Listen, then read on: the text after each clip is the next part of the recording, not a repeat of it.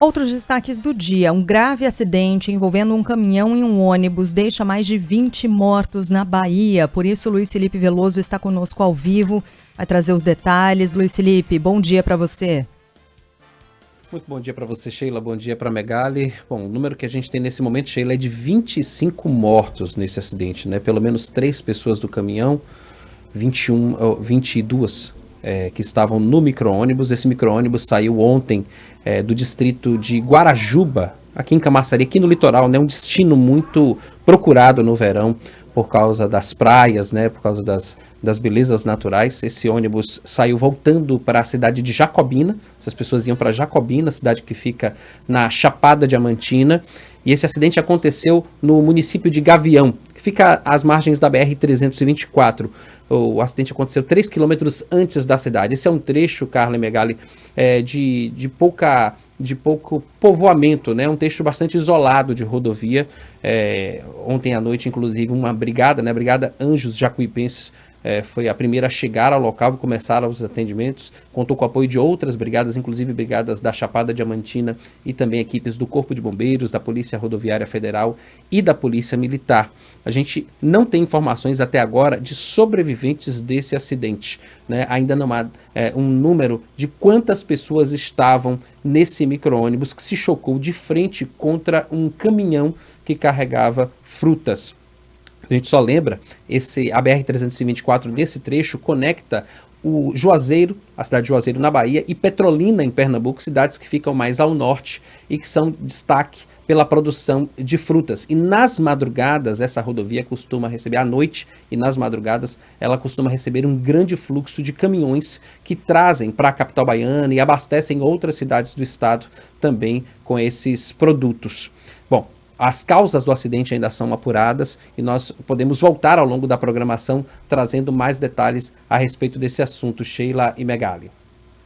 Claro que a gente vai ter de aguardar a apuração, a investigação em torno deste acidente gravíssimo, não é, Luiz Felipe? Mas já há alguma informação por parte de testemunhas, por exemplo, se houve imprudência, qual foi a dinâmica desse acidente tão trágico? A informação inicial, e aí como você bem disse, Sheila, a informação preliminar, né, ainda não comprovada pelo poder público, é de que um dos veículos teria entrado na contramão e atingido o outro de frente. A gente não sabe se por uma falha mecânica, por um motorista que tenha cochilado, né, mas um dos dois saiu da posição e seguiu na contramão, provocando esse choque de frente. Eu costumo, viu, Sheila, utilizar essa rodovia com muita frequência. Eu vou a Juazeiro, no norte do estado, com uma certa frequência. E, infelizmente, acidentes semelhantes costumam acontecer. Nunca acidentes com veículos de transporte de pessoas desse porte. Então, é muito comum que a gente acompanhe acidentes como esses, porque é uma região pouco fiscalizada, uma região isolada. Sobretudo, a BR-324, a partir de Riachão do Jacuípe, até a chegada em um outro município chamado Capim Grosso, que fica um pouquinho depois de Gavião, onde foi o local desse acidente. Mas, infelizmente, dessa vez, o acidente teve proporções ainda maiores, porque envolveu esse transporte coletivo, que até então, a informação preliminar é que teria sido um veículo fretado para conduzir pessoas de Guarajuba, né, dessa área litorânea aqui na região metropolitana de Salvador, até a cidade de Jacobina, que fica na Chapada Diamantina. Mas só para confirmar, então, Luiz Felipe, bom, não sobrou ninguém, né? Foi como um acidente aéreo, não sobrou ninguém para contar a história e para testemunhar entre os envolvidos. Mas a gente não sabe, então, quem estava na contramão? Ainda não sabemos. As imagens, elas são dantescas, tá? Então, assim, o choque provocou o isolamento dos dois veículos e a fragmentação do micro-ônibus, para vocês terem uma ideia. A gente então, viu qualquer algumas posicionamento... dessas imagens, né? E são terríveis exatamente. mesmo, né? Ô, Luiz Felipe, São algo a respeito horríveis. da legalidade desse transporte que era realizado? Já houve tempo para apurar se era um transporte legal desse micro-ônibus?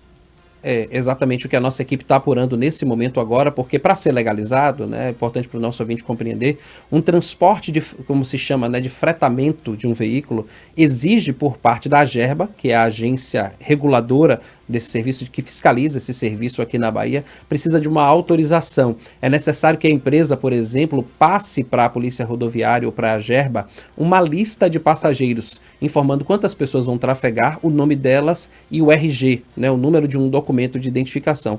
A nossa equipe, nesse momento, está na redação justamente apurando essas informações. Se era legalizado esse transporte, né, e se de fato todas as pessoas que morreram, por exemplo, como é uma área muito isolada, a possibilidade de alguém ter passado, encontrado alguém ferido e levado para um hospital.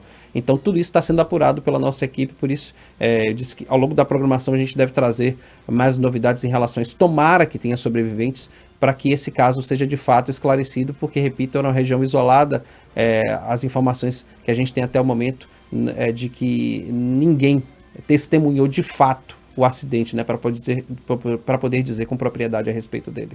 Você disse que esse caminho utiliza essa estrada, sim, né, Luiz Felipe? Qual é a condição em termos de sinalização? É uma rodovia segura? Ela é muito sinuosa? Qual é a condição que o motorista encontra? Olha, Sheila, ótima pergunta você fez, porque eu comentava aqui com os ouvintes da Bahia há pouco no nosso jornal.